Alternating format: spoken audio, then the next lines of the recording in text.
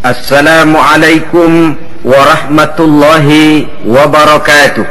Waalaikumsalam warahmatullahi wabarakatuh. Alhamdulillahi wa kafa. Wassalatu wassalamu ala sayyidina Muhammadin al-Mustafa wa ala alihi wa ashabihi ahli sidqi wal wafa, amma ba'du. Karena tamak, orang nggak sanggup lagi menjaga anggota badannya. Tangan seambil-ambilnya, mulut seomong-omongnya, mata selihat-lihatnya, mulut semakan-makannya, perut seisi-isinya. Tidak lagi selektif. Sedangkan kita orang Islam ini umat yang selektif. Bahwa kita makan, kita minum, kita berpakaian, seluruhnya dibatasi oleh pertanyaan. Yang saya minum ini, yang saya makan ini, yang saya pakai ini, yang saya usahakan ini, Allah ridho apa tidak? Itu bedanya orang Islam dengan orang yang di luar Islam. Ada kaidah dan norma yang membatasi dia, yaitu pertanyaan Allah ridho apa enggak. Bukan cuma mengejar keuntungan relatif, bukan cuma mengejar keuntungan yang sedikit lalu menguburkan dan menentang hati nurani sendiri. Karena sikap tamak, orang tidak sanggup mengendalikan diri, maka seluruh anggota badannya lalu tidak terjaga lagi anil jaraim, dari perbuatan dosa dan salah. Hilang sudah. Nah, orang begini kalaupun dia suci daripada hadas kecil dan hadas besar, tapi anggota badan lainnya tidak terpelihara dari perbuatan dosa, lah sama juga bohong. Hadas kecil nggak punya, hadas besar nggak punya, wudhu sering tapi nyolong jalan terus. Mulutnya fitnah orang, suka betul, gunjing orang, iya, makan yang haram, iya, nipu orang lain, iya.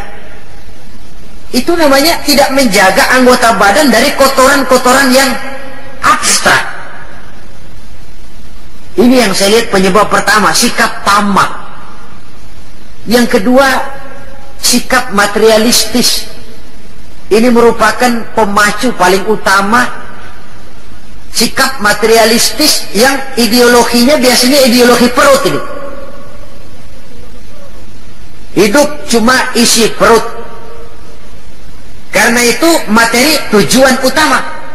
Kalau perlu nipu, nipu. Kalau perlu ngebohongin orang, ngebohongin orang. Kalau perlu korupsi, korupsi. Sampai sekarang ini bukan cuma buku, bahkan sampai kepada hak cipta, sampai kepada produksi, sampai kepada hal-hal yang berkaitan dengan hubungan dengan dakwah, masih terkena yang namanya bajakan. Dan yang aneh bahwa ya tahu itu barang bajakan, toh masih ada saja yang mau jual. Ini kalau tidak didorong oleh sikap materialistis, mengejar keuntungan relatif dengan menekan perasaan pribadi, sudah merugikan orang lain, merugikan teman, nggak soal. Bahwa dia menari di atas penderitaan orang, bahwa dia senyum di atas bangkai saudaranya misalnya, bukan soal bagi dia. Yang penting target materi tercapai. Kalau sudah kemarilah cara berpikir orang. Bukan saja dia menginjak hak azasi daripada orang lain, tapi dia sudah menjerumuskan dirinya sendiri. Mungkin dia, orang macam ini, terlepas dari pengadilan dunia, tapi tidak seorang pun yang akan lepas dari pengadilan Qadhi Rabbul Jalil, di mana akan diputar seluruh film kegiatan hidup kita, sejak dari yang sekecil-kecilnya sampai kepada yang sebesar-besarnya. Apalagi di zaman di mana orang sekarang ini gampang nekat, merasa didlek, buntu, apalagi di belakang dia lihat merasa ada backingnya, jaluknya jadi naik, palanya jadi besar, hidungnya jadi mekar, lalu membusungkan dada, timbul sikap sombong dan cenderung menganggap enteng kepada orang lain. Padahal kalau sudah ada kecenderungan menganggap remeh dan enteng orang lain, itu tandanya orang sudah mulai kehilangan kepercayaan kepada dirinya sendiri.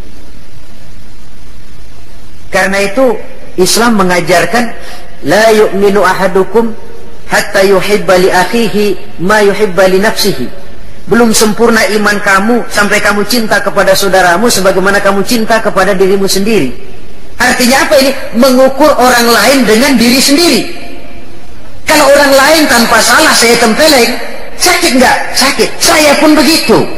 Kalau orang lain tanpa salah difitnah, sakitkah dia? Sakit. Saya pun begitu. Yang tidak enak terjadi pada diri saya akan begitu juga kalau terjadi pada diri orang lain. Maka pertimbangannya adalah diri sendiri.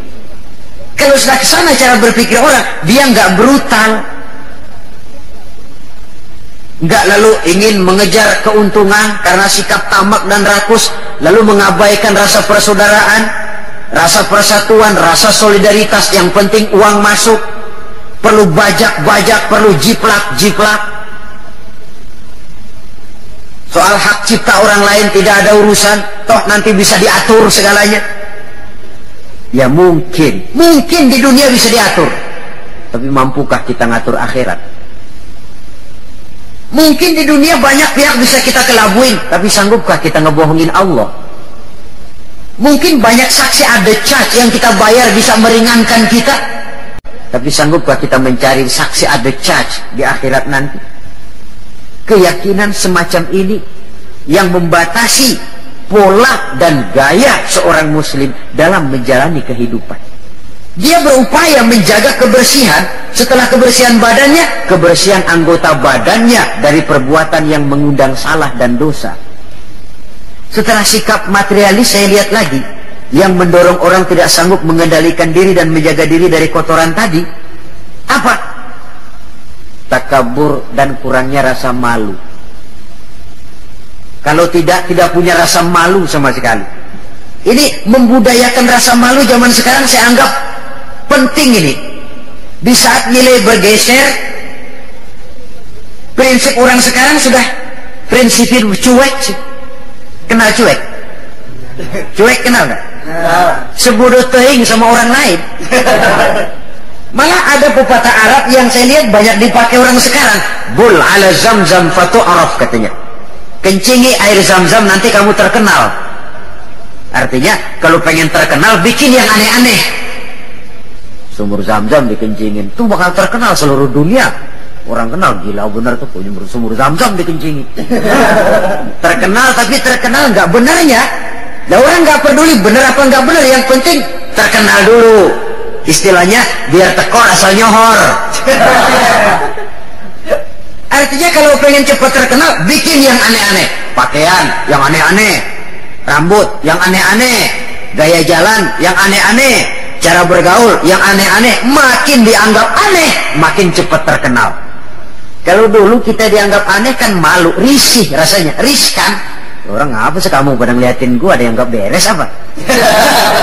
Sekarang malah sengaja dicari yang paling aneh dan demonstratif. Membudayakan rasa malu ini saya anggap cukup mendesak zaman sekarang ini. Sebab ini termasuk salah satu sumber etika. Pejabat tahu malu, pengusaha tahu malu, organisasi tahu malu, pemimpin tahu malu, orang tua tahu malu, anak muda tahu malu, remaja tahu malu. Apalagi kalau mau bercermin kepada Rasulullah sallallahu alaihi wasallam. Imam Abu Ja'far Al-Barzanji menceritakan akhlak Nabi itu, wa kana sallallahu alaihi wasallam syadidal haya. Beliau orangnya sangat pemalu. Dari saking malunya saja, pernah ketika remaja diajak memperbaiki Ka'bah, naik ke atas, jubahnya tersingkap angin, kakinya kelihatan dengan orang di bawah. Beliau turun, muka pucat, merah, keringat bercucuran karena kakinya kelihatan oleh orang di bawah. Padahal orang yang di bawah laki-laki semua, malu. Saya lihat zaman sekarang malu nomor 18. Yang penting nyohor dulu. Kalau masih ada rasa malu kan masih ada semacam nilai yang harus kita indahkan.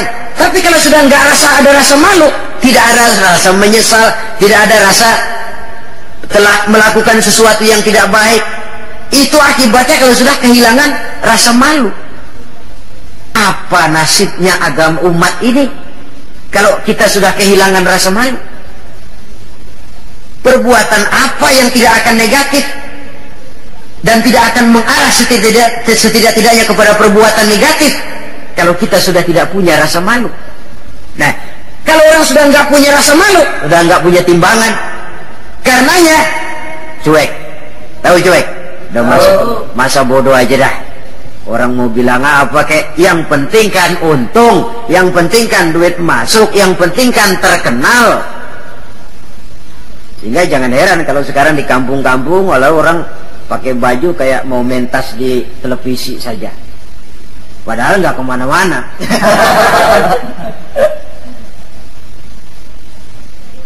Jadi korban daripada yang namanya mode. Memang mode itu nggak bisa namanya mode, siapa yang bisa ngelarang? Mode itu musim kan nggak bisa dilarang. Musim hujan bisa nggak dilarang?